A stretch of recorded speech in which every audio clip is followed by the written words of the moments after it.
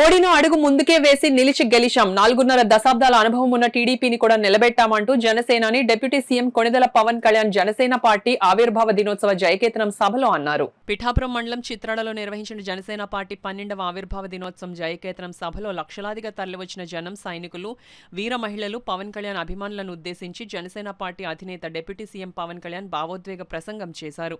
అంతకుముందు పార్టీకి చెందిన మంత్రులు, ఎమ్మెల్యేలు, నాయకులు, ఎమ్మెల్సీ కొణిదెల నాగబాబు ప్రసంగించారు. గొంతెత్తితే వారిపైన కేసులు పెట్టారు, జైళ్లలో పెట్టారు, నిర్బంధంలో తోశారు. 4 దశాబ్దాల సుదీర్ఘ రాజకీయ అనుభవం ఉన్న నాయకుడిని అక్రమ కేసుల్లో బంధించారు. వారి తెలుగుదేశం పార్టీ కార్యకర్తల్ని, సీనియర్ నాయకుల్ని రోడ్డు మీదకి రావాలంటే భయపడేలా చేశారు. ఇక నాలాంటి వాణ్ణి తిట్టని తిట్టు లేదు, పాల్ చేయని అవమానం లేదు, చేయని కుట్ర లేదు, వేయని కుతంత్రం లేదు. ఈ ఎన్నికల్లో అసెంబ్లీ గేటును కూడా తాకలేవు అని మనల్ని ఛాలెంజ్ చేసి సరిచిన ఆ తొడల్ని బద్దలు కొట్టాం. ఏం చేశాం? బద్దలు కొట్టాం.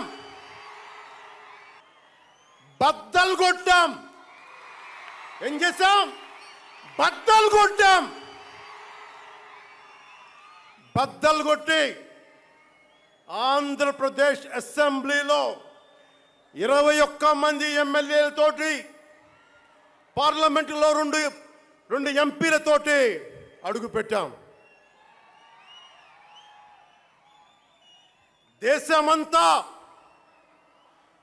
దేశమంతా తల తిప్పి తిరిగి చూసేలా 100% స్ట్రైక్ రేట్తో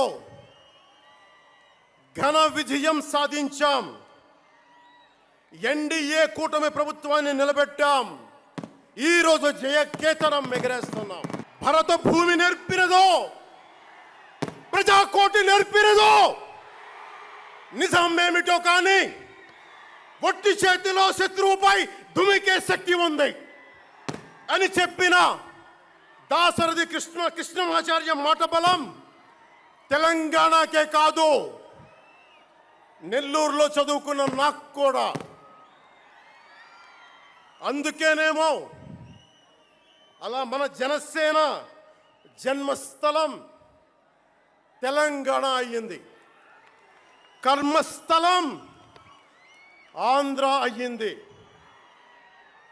రుద్ర వీణ వాయిస్తా, అగ్ని ధారలు కురిపిస్తా, తిరుగుబాటు జెండా పట్టిస్తా, దుష్ట పాలన నుండి విముక్తి కలిగిస్తా అన్న కృష్ణమాచార్య మాటలు మాకే కాదు, మబ్బుల్లో పరిగెత్తే పిడుగులు, వేట కోసం బయటకొచ్చిన కొదమ సింహాలు వారికి కూడా ఊతమిచ్చినాయి. ఊతమివ్వబట్టే 24 ఎన్నికల్లో దాష్టీక ప్రభుత్వాన్ని దించి కూటమి ప్రభుత్వాన్ని, ఎన్డీఏ కూటమి ప్రభుత్వాన్ని గెలిపించారు. అందుకని మీ అందరికీ గుండెల్లోతుల్లో నుంచి ధన్యవాదాలు. మూగవోయిన కోటి తమ్ముల గళాల పాట పలికించి కదిలి జవమ్మ కూర్చి నా కళానికి బలమిచ్చి నడిపినట్టి నా తెలంగాణ కోటి రతనాల వీణ, నా తెలంగాణ కోటి రతనాల వీణ. అలాంటి కోటి దివిటీల క్రాంతి జ్యోతి తెలంగాణకు ఆ రోజున కరెంట్ షాక్ తగిలి చనిపోబోయిన నాకు కొండగట్టు ఆంజనేయుడి దయ, తెలంగాణ అన్నదమ్ముల దీవెన, నన్ను ప్రేమించే ప్రజలందరి దీవెన నాకు పునర్జన్మనిచ్చింది తెలంగాణ భూమి. అలాంటి తెలంగాణ నేల తల్లికి నా వందనాలు, హృదయపూర్వక వందనాలు. బండెనక బండి గట్టి 16 బండ్లు గట్టి, ఏ బండిలో పోతావు కొడక నైజాం సర్కార్ రోడా అని కాలిక గజ్జగట్టి, చేత కర్రబట్టి, కాలిక గజ్జ కట్టి, ఆటనే పాటనే ఆయుధంగా మలిచిన వాడు, యువత గుండెల్లో పోరాట స్ఫూర్తిని నింపిన వాడు, నేను కనిపిస్తే ఎలా ఉన్నావురా తమ్మి అని ఆప్యాయంగా పలకించే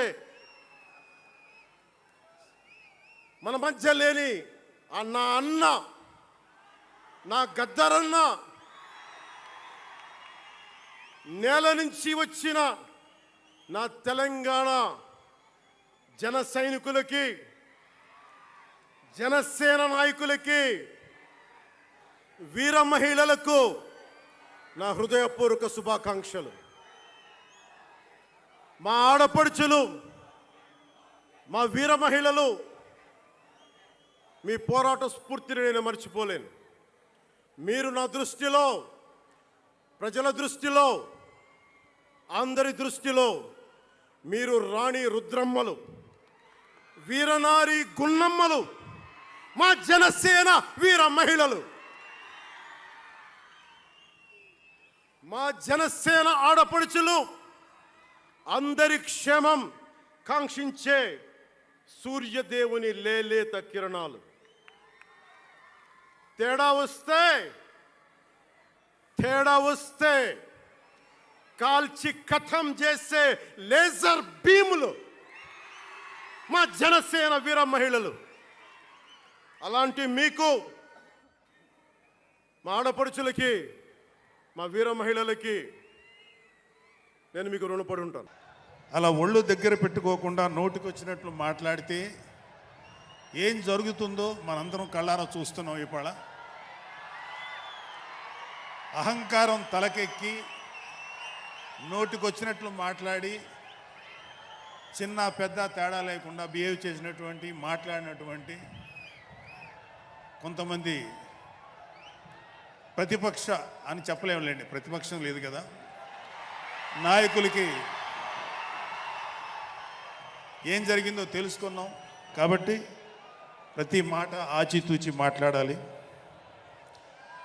సో అందుకని కొంచెం అది కూడా కాకుండా మేమందరం కూడా మాకు కొన్ని లిమిటేషన్స్ ఉన్నాయి. మన ప్రెసిడెంట్ గారు ఏమాత్రం ఒక మాట తేడాగా మాట్లాడినా ఒక ఏ విధంగానూ స్పేర్ చేయనటువంటి వ్యక్తి, ఒక డిసిప్లైన్డ్ లీడర్ ఆయన. సో ఆయన ఆధ్వర్యంలో చాలా జాగ్రత్తగా పనిచేస్తాం, జాగ్రత్తగా మాట్లాడతాం. Thank you very much. అసలు ఒక 12 సంవత్సరాల కాలం అంటే మన హిందూ సాంప్రదాయంలో 12 సంవత్సరాలకి ఒక ప్రత్యేకత ఉంది. మన కృష్ణా, గోదావరి లాంటి నదులకి పుష్కరాలు జరుగుతుంటాయి. చాలా పవిత్రమైన రోజులు అవి. అలాగా మిగతా అన్ని ఆవిర్భావ సభలు ఒక ఎత్తు అయితే ఈ 12వ ఆవిర్భావ సభ ఒక నదికి వచ్చిన పుష్కరాలు ఎంత పవిత్రమైనయో అంత గొప్ప రోజు ఈరోజు. సో ఈ అవకాశం మనకి ఇచ్చినటువంటి పవన్ కళ్యాణ్ గారికి మనం అందరం సదా కృతజ్ఞులై ఉండాలి. ఇప్పుడు పవన్ కళ్యాణ్ గారు ఆయన సాధించినటువంటి సక్సెస్, ఆయన సాధించినటువంటి విజయం మనం ప్రత్యేకంగా చెప్పుకోకర్లా.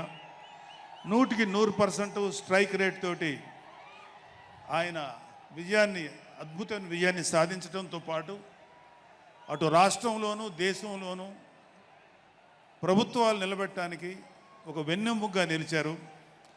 సో ఆయన గురించి ప్రత్యేకంగా ఏమీ మాట్లాడక్కర్లేదు, ఎందుకంటే చాలామంది చాలాసార్లు మాట్లాడుతున్నారు. మనం తెల్లారులేస్తే టీవీల్లో అన్ని చోట్ల చూస్తున్నాం. ఆయన తీసుకున్నటువంటి Panchayati Raj, water works, forest department ఎంత ఎఫిషియెంట్గా పనిచేస్తున్నారో, అలాగే మన మినిస్టర్లు తీసుకున్నటువంటి ముఖ్యమైన శాఖలన్నీ కూడా ఎంత ఎఫిషియెంట్గా పనిచేస్తారో మనందరం చూస్తున్నాం.